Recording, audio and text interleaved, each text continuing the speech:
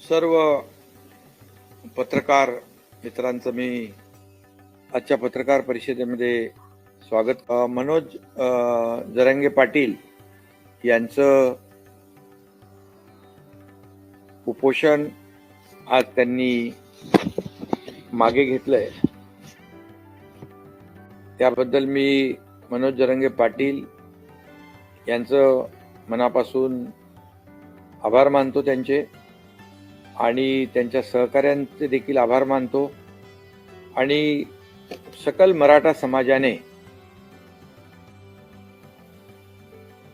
शासनाच्या आव्हानाला, विनंतीला मान देऊन हे जे आंदोलन होतं, उपोषण मागे घेतल्याबद्दल मराठा समाजाला देखील मनापासून मी धन्यवाद देतो.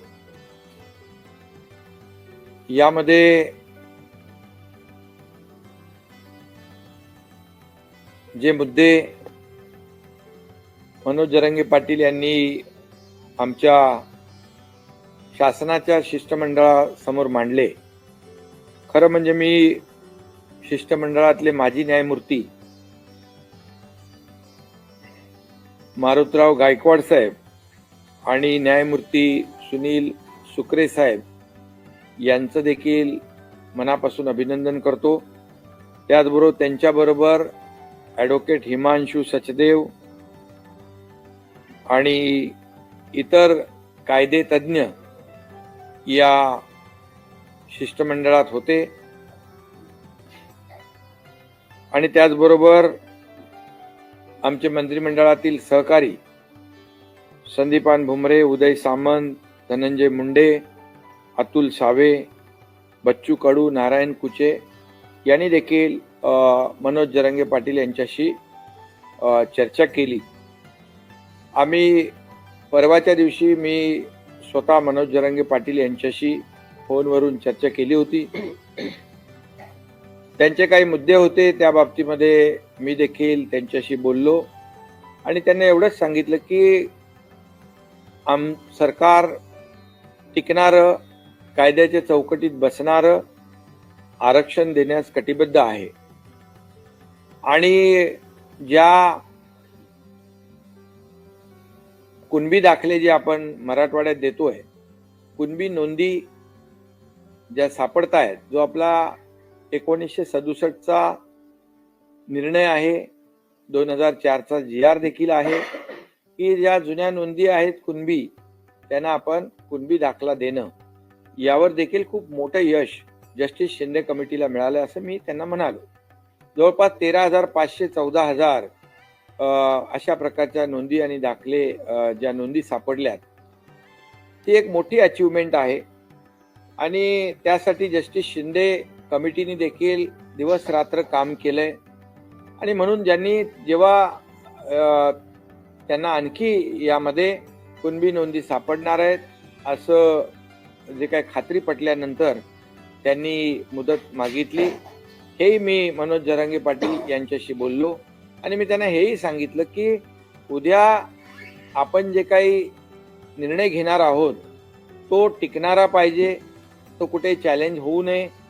यामध्ये शेवटी तुमची देखील जी काही लिडरशिप आहे, तुमचं जे देखील एका आंदोलनाचं तुम्ही नेतृत्व केलेलं आहे, ते देखील म्हणजे आणि सरकार म्हणून मुख्यमंत्री आणि माझे सर्व सहकारी यांच्याबद्दल देखील समाजामध्ये कुठलाही संभ्रम किंवा कुठलाही किंतु परंतु निर्माण होऊ नये अशा प्रकारचं काम आपण केलं पाहिजे. ही चर्चा झाल्यानंतर काल आमचे सहकारी बच्चू कडू त्या ठिकाणी गेले होते, ते माझ्या संपर्कात होते. आणि मी आणि आपले उपमुख्यमंत्री देवेंद्रजी, दुसरे आपले उपमुख्यमंत्री अजितदादा, आम्ही सगळ्यांनी ठरवलं की सरकार शेवटी चर्चेतून आणि संवादातून हा प्रश्न, कुठलाही प्रश्न हा सुटू शकतो. आणि चर्चा करण्याची जेव्हा दोन्ही बाजूची तयारी असते त्यावेळेस चर्चेतून मार्ग निघतो. आणि म्हणून सरकारने देखील ठरवलं आणि त्याप्रमाणे कायदे तज्ज्ञ देखील गेले, मला आणि आमचे मंत्री देखील गेले. मला वाटतं ही इतिहासातली पहिली घटना असेल की कायदे तज्ज्ञ एका उपोषण स्थळी आंदोलकांशी बोलण्यासाठी जातात. कारण गायकवाड साहेबांनी जे पहिलं आरक्षण त्यांच्याच अहवालावर आपण दिलं होतं, त्यामुळे गायकवाड साहेबांना पूर्ण याची खडानखडा माहिती होती. आणि त्यामुळे मला वाटतं आज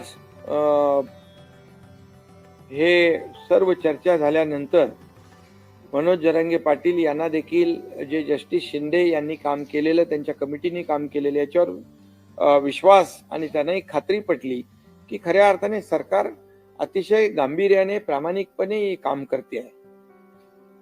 आणि म्हणून त्यांनी जे काय मुद्दे उपस्थित केलेले आहेत त्यामध्ये मनुष्यबळ वाढवणं, ते जस्टिस शिंदे कमिटी अधिक सक्षम करणं, त्यांना प्रत्येक जिल्ह्यामध्ये मनुष्यबळ वाढवून देणं, कुठेही त्यांना जी काही यंत्रणा आहे ही सर्व यंत्रणा जी वाढवून देणं, या बाबतीमध्ये त्यांचा मुद्दा अतिशय रास्त आहे.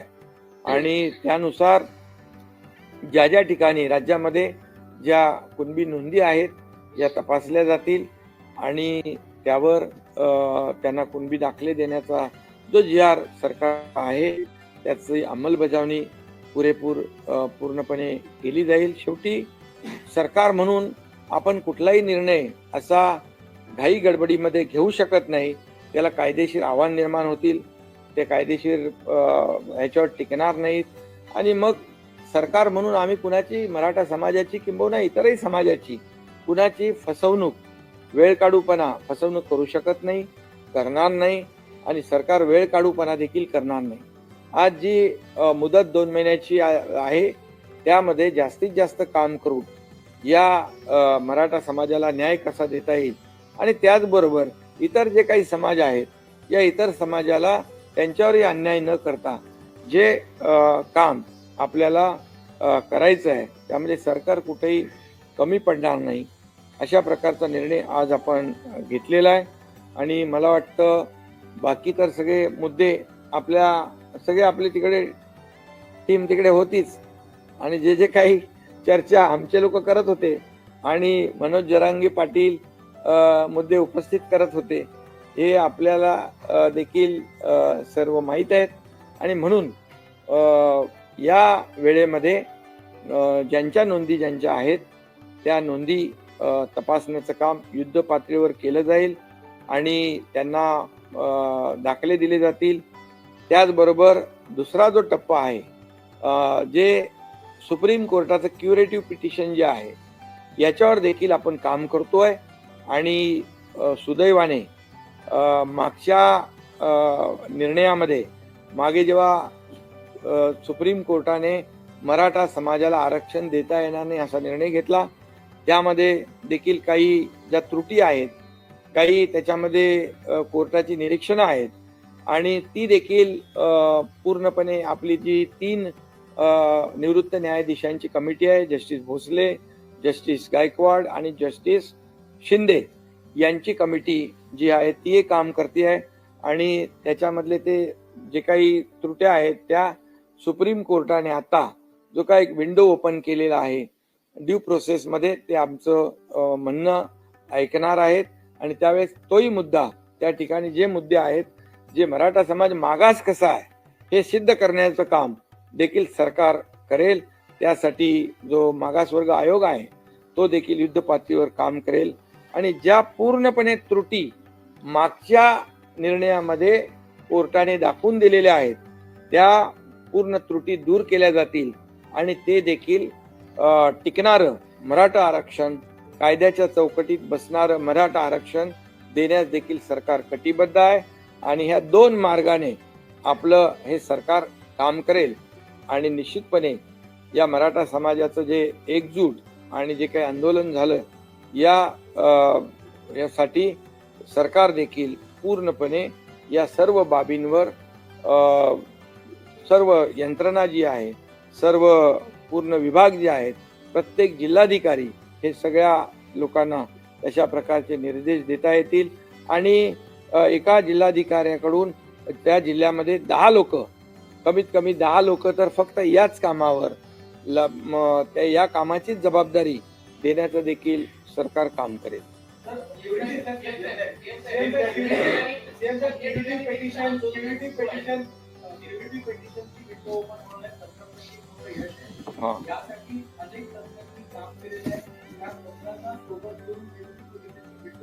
एक त्याच्यामध्ये आणखी एक मुद्दा, जी काल आम्ही बैठक घेतली सर्वपक्षीय बैठक घेतली, त्याच्यामध्ये देखील जी भूमिका सरकारची होती की मराठा समाजाला आरक्षण टिकणारं दिलं पाहिजे, कायद्याच्या चौकटीत दिलं पाहिजे, हे देखील सर्व पक्षीयांनी मान्य केलं. आणि सर्वपक्षीय बैठकीमध्ये सर्व नेते आले, त्यांनाही मनापासून मी धन्यवाद देतो. आणि त्याचबरोबर जे काही राज्यामध्ये याला हिंसक वळण जे लागलं होतं ते देखील थांबलं पाहिजे आणि त्याच्यावर देखील योग्य तो उपाय सरकारने केला पाहिजे, अशा प्रकारची सर्वपक्षीय बैठकीमध्ये देखील चर्चा झाली. आणि मनोज जरांगे पाटील यांनी उपोषण आंदोलन मागं घ्यावं, अशा प्रकारचं देखील आवाहन, विनंती आणि चर्चा कालच्याही बैठकीमध्ये झाली. त्यामुळे सरकार म्हणून आम्ही जे एक बैठक बोलवली सर्व पक्षीयांची, आणि त्या बैठकीमध्ये सगळेजण आले आणि ते देखील या ठिकाणी नक्कीच त्यांना देखील धन्यवाद या ठिकाणी द्यायला पाहिजे. एवढं या ठिकाणी. आणि जे आपले आज खरं म्हणजे जे 2 आपले निवृत्त न्यायाधीश त्या ठिकाणी गेले, त्यांचे विशेष या ठिकाणी आभार देखील मी मानतो. कारण शेवटी कायद्याची भाषा आणि ज्या कायद्याच्या ज्या काही चौकटीमध्ये काय बसू शकतं, काय टिकू शकतं, हे त्यांना समजावून सांगण्याचा देखील त्यांनी प्रयत्न केला. त्यासाठी देखील त्यांचे आभार मानणे. आणि तातडीने आम्ही विनंती केल्यानंतर ते तिकडे उपोषणस्थळी थेट जाणं हा देखील पहिलाच प्रकार आहे. आणि ते गेल्यामुळे नक्कीच त्याचाही फायदा आज या आंदोलन उपोषण मागे घेण्यामध्ये झालेला आहे.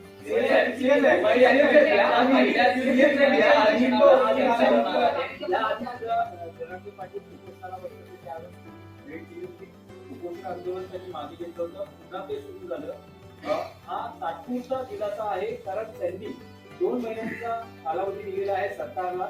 जर 2 महिन्यात प्रश्न सुटला नाही तर पुन्हा मुंबईच्या वेशीवर आंदोलन झडकणार असा त्यांनी इशारा किंवा त्यांनी भूमिका व्यक्त. नाही, आमचा प्रयत्न आहे पूर्ण, कारण याच्यामध्ये 2 महिन्यामध्ये संपूर्ण राज्यभरामध्ये जी यंत्रणा आहे, जिथे जिथे जुन्या नोंदी आहेत ते शोधण्याचं काम आमचा जो काही ही टीम जी आहे शिंदे समितीला आम्ही पूर्णपणे स्ट्रेंथन करतोय, त्यांना मनुष्यबळ वाढवून देतोय.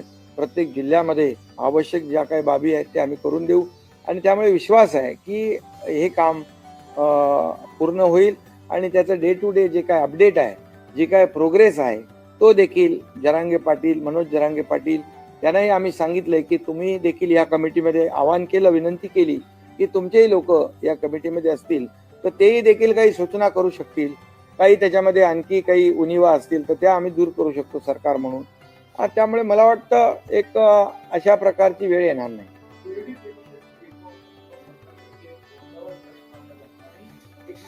पहिलं पाऊल आहे आरक्षण टिकणारं आरक्षण देण्याचं, पण यामध्ये अनेक तथ्यांनी काम केलेलं आहे. तर सुप्रीम कोर्टात पिटिशनच्या माध्यमातून टिकणारं आरक्षणामध्ये सरकार गेला का आणि तसे पाऊल उचलले? बिलकुल. ज्यांनी पूर्वी आरक्षण देण्यामध्ये काम केलेलं आहे, पूर्वी जसं देवेंद्रजी मुख्यमंत्री होते त्यावेळेस आपण आरक्षण दिलं, हायकोर्टामध्ये ते चॅलेंज झालं, पण हायकोर्टामध्ये टिकवण्यासाठी ज्या लोकांनी, ज्या सिनियर काउन्सिल असतील, तज्ज्ञ असतील, या सर्वांनी मदत केली आणि हायकोर्टमध्ये टिकलं. दुर्दैवाने सुप्रीम कोर्टामध्ये ते रद्द झालं. पण अशा वेळेस या सर्व टीमला त्यांचं सहकार्य आम्ही नक्की घेऊ आणि विश्वास आहे, कारण याच्यामध्ये जस्टिस भोसले आहेत, जस्टिस गायकवाड आहेत, जस्टिस शिंदे आहेत आणि निरगुडे आहेत. हे सगळे जे लोक आहेत, ही पूर्वीच्या आरक्षण देण्यामध्ये ज्यांनी मोलाचा सहभाग घेतला, त्याचा मोलाचा वाटा होता, अशी लोक. आणि आणखी जी सिनियर काउन्सिल म्हणून जी सरकारच्या वतीने सुप्रीम कोर्टामध्ये क्युरेटिव्ह पिटिशनवर काम करतील त्यांना देखील ही सर्व मंडळी टीम काम करेल. एक तर आम्ही कमिटी जाहीर केलेली आहे, जस्टिस भोसले कमिटी, ती सरकारला देखील मार्गदर्शन करेल आणि क्युरेटिव्ह पिटिशनच्या संदर्भात देखील जे काही आवश्यक आहे त्याची ते मदत करतील. जस्टिस शिंदे कमिटी आहे त्याला देखील ती मदत करेल. म्हणजे दोन बाजूनी आपण हे न्याय देण्याचं काम करतो.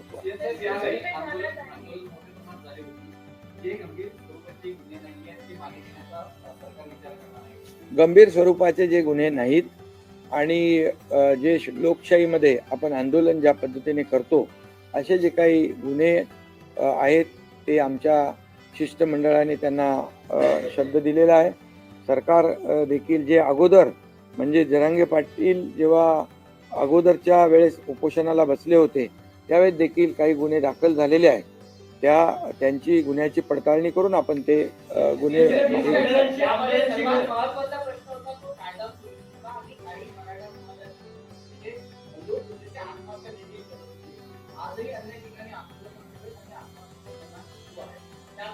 नाही. मी तर यापूर्वी देखील आवाहन केलंय, विनंती केली आहे. खरं म्हणजे मराठा समाजाचे तरुण सरकार प्रामाणिकपणे काम करत असताना सरकार नकारात्मक असतं तर हे पाऊल उचलणं ठीक होतं. मी आज पुन्हा मराठा समाजाच्या तरुणांना नागरिकांना देखील एक विनंती व आवाहन करतो की आपण टोकाचं पाऊल उचलू नका आत्महत्येसारखं. कारण शेवटी आपल्या मुलाबाळांची परिस्थिती त्यांना वाऱ्यावर सोडता येणार नाही आणि आपला परिवार जो आहे, कुटुंब आहे, त्यालाही वाऱ्यावर सोडू नका. आणि सरकार पूर्णपणे मराठा समाजाला आरक्षण टिकणारं, कायद्याची चौकटीत बसणारं देण्यास कटिबद्ध आहे, जबाबदारी आहे आणि त्याप्रमाणे आम्ही कामही करतोय. त्याचे रिझल्ट देखील आपल्या समोर आलेले आहेत. 2 लेवलला आम्ही काम करतोय. त्यामुळे मराठा समाजाने संयम राखणं आवश्यक आहे आणि तरुणांनी देखील संयम राखणं आवश्यक आहे. खरं म्हणजे काही ठिकाणी दुर्दैवी घटना घडलेल्या आहेत, काही ठिकाणी म्हणजे या आंदोलनाला गालबोट देखील काही लोकांनी लावलेला आहे. परंतु मनोज जरांगे पाटील यांचं म्हणणंच आहे की जे कोणी अशा प्रकारचे ज्यांनी गुन्हे जाणीवपूर्वक केलेले आहेत, म्हणजे जाळपोळीच्या घटना असतील, तोडफोडीची घटना असतील, लोकांवर हल्ले असतील, तर ते मराठा समाजातले आंदोलक होऊ शकत नाहीत. त्याच्यावर नक्की पोलीस आणि गृह विभाग जो आहे तो काम करतो. कायदा सुव्यवस्था राखणं हे देखील सरकारचं, शासनाचं काम आहे आणि त्याला सहकार्य करणं हे देखील आंदोलक कोणी असतील, नागरिक कोणी असतील, त्यांचंही काम आहे.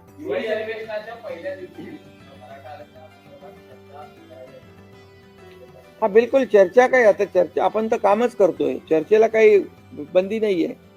आणि जे काही आपण सरकारची भूमिका प्रामाणिक आहे, सरकारचा हेतू प्रामाणिक आहे आणि त्या प्रामाणिकपणेचं उदाहरण देखील आपल्याला जस्टिस शिंदे कमिटीच्या माध्यमातून मिळालेलं आहे. त्यामुळे सरकार संपूर्णपणे कुठल्याही परिस्थितीमध्ये सगळ्या बाजूने सरकार तयार आहे.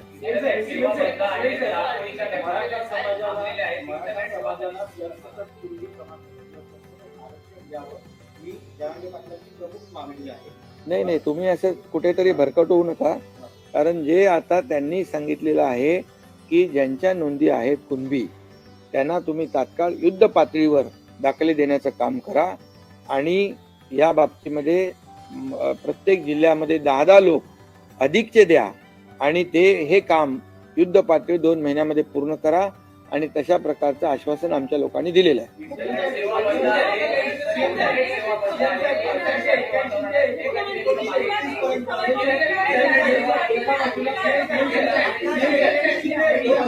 एकाने बोला कोणीतरी.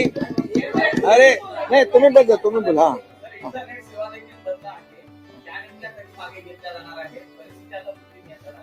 हे बघा, याच्यामध्ये कुठेही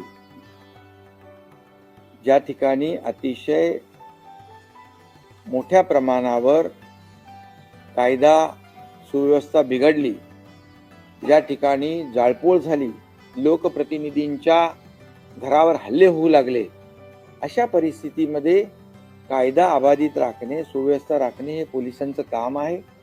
आणि आता सध्या परिस्थितीमध्ये सगळीकडे शांतता आहे. ज्या ज्या ठिकाणी आवश्यक आहे त्या त्या ठिकाणी आवश्यक बाबींचा जो काही हे करणे, अंमलबजावणी करणे, त्याप्रमाणे पोलिसांनी काम केलेलं आहे. मला वाटतं आता आजच्या उपोषण मागे घेतल्यानंतर मला वाटत नाही की कुठेही कायदा सुव्यवस्था धोक्यात येईल.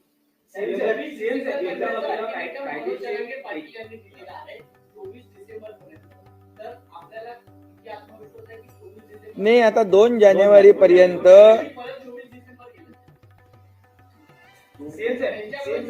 2 जानेवारी पर्यंत 2 महिन्याचा वेळ मिळालेला आहे.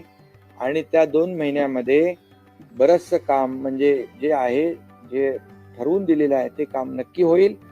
आणि त्यासाठी जे जे काही यंत्रणा आवश्यक आहे त्या सर्व यंत्रणा सरकार लावेल.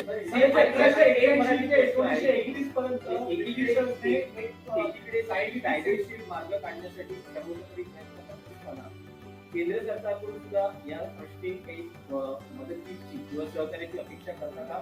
स्वतः पंतप्रधानांना काही आवाहन केलं जाणार? हा राज्यातला विषय आहे आणि या राज्यातला विषय हा दाखले देण्याचा हा विषय राज्याचा आहे. आणि सुप्रीम कोर्टामध्ये जे क्युरेटिव्ह पिटिशन आहे त्यावर देखील सरकार आणि हा राज्याचा अधिकार आहे.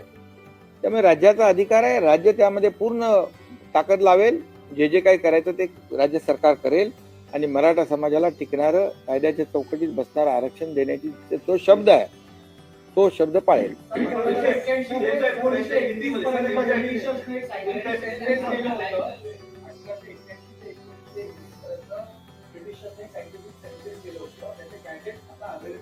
आता ह्याच्यामध्ये जस्टिस शिंदे काम करते, त्यांनी त्याचं काम दाखवलंय. 13,500 दाखले कुणबी नोंदी मिळालेल्या आहेत. त्यामुळे त्यांना विश्वास आहे. आणखी याची व्याप्ती आपण वाढवलेली आहे. त्यामुळे मला वाटतं त्यांच्या समितीच्या अंतर्गत याच्यावर आपण न बोललेलं ठीक आहे. हा, हिंदी बोला.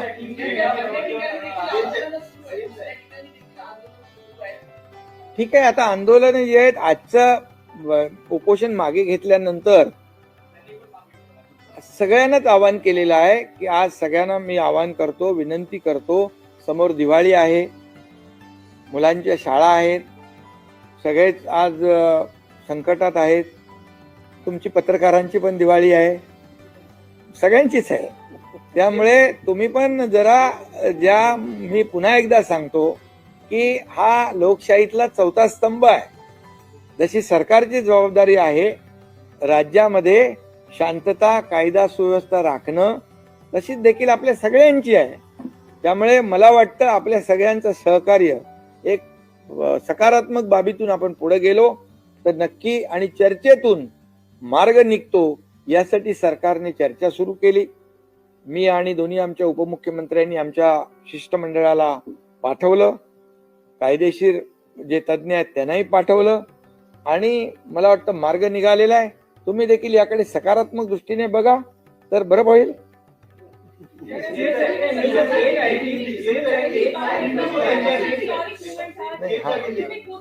महिला पूरा देश इस घटना को देख रहा है. आजकल जयंत पाटिल ने अपना उपोषण पीछे ले लिया है. कई बार हमने देखा कि न्याय व्यवस्था भी कुछ वहाँ उन्हें समझाने पहुंची. 2 महीने का जो मोहलत उन्होंने दी है, क्या कुछ सरकार इस पे करेगी? ये न्याय देने वाली सरकार है, ये सर्व सामान्य मानुष की सरकार है, ये आम आदमी की सरकार है. ये जाहिर हुआ है आज. सरकार ने किसी भी बात का ईगो नहीं रखा. सरकार और न्याय व्यवस्था जिन्होंने पहला आरक्षण दिया था, गायकवाड़, जस्टिस गायकवाड़, वो खुद जस्टिस सुक्रे और हमारी टीम को लेकर वहां पहुंचे. ये पहली बार हुआ है, ये पहली बार हुआ है. और जब मैंने मनोज जरंगे पाटिल जब उनसे बात की, बात करने के बाद जब चर्चा शुरू हुई, हमारे सहयोगी बच्चू कडू वहाँ गए कल, उनसे वार्तालाप हो गया. इसके बाद जो जो आवश्यक चीजें थी उनको समझने की, कानून के दायरे में क्या हो सकता है, लीगली क्या हो सकता है।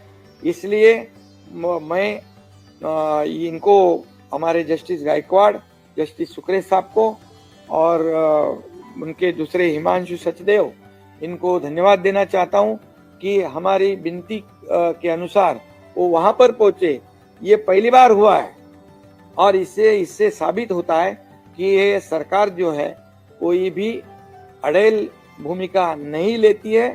ये सरकार सकारात्मक काम करना चाहती है और सभी लोगों को विश्वास में लेकर निर्णय लेना चाहती है। ऐसा काम करने का तरीका हमारी सरकार का है और इसलिए चर्चा हुई, हमारे मंत्री वहां पर गए और पहले तो ये कानून मतलब जो न्याय व्यवस्था जिनको पता है वो टीम पहुंची। उन्होंने उनकी जो प्रश्न थे, जो शंका थी, उसे दूर करने का काम किया और फिर हमारी दूसरी टीम वहां पर मंत्री जी की गई और इसमें से अच्छा एक आउटकम आया है। ये मनोज जरंगे पाटिल, इन्होंने अपना अनशन उपोषण जो है पीछे लिया है। मैं उनको धन्यवाद देना चाहता हूं और मैं उनके सहयोगी जो है उनको भी धन्यवाद देना चाहता हूं। पूरे सकल मराठा समाज को भी धन्यवाद दूंगा क्योंकि सरकार ने जो उनको आह्वान किया था, उनको अनशन पीछे लेने का, आंदोलन का पीछे लेने का आह्वान विनती की थी, इसलिए उनको भी मैं बहुत बहुत धन्यवाद देना चाहता हूँ। और कल जो सर्वपक्षीय सर्वदलीय बैठक हुई उसमें भी एक मत हो गया कि ये सरकार जो कानून के दायरे में बैठने वाला टिकाऊ जो आरक्षण देना है उसके ऊपर एक मत हुआ और मनोज जरंगे पाटिल जी ने आंदोलन पीछे लेना उस पर भी एक मत हुआ है और कानून व्यवस्था राज्य में बनाए रखने की आवश्यकता है, इसमें भी एक मत हुआ। इसलिए मैं सभी विपक्ष दलों के नेताओं को भी धन्यवाद देना चाहता हूँ।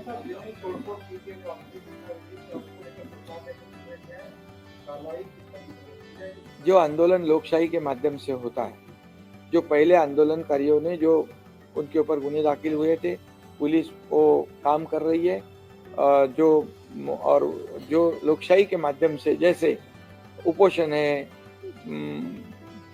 मोर्चा है, उस पर जैसे कानूनी कार्रवाई पीछे लेती है वैसे लेंगे। बिल्कुल, धन्यवाद।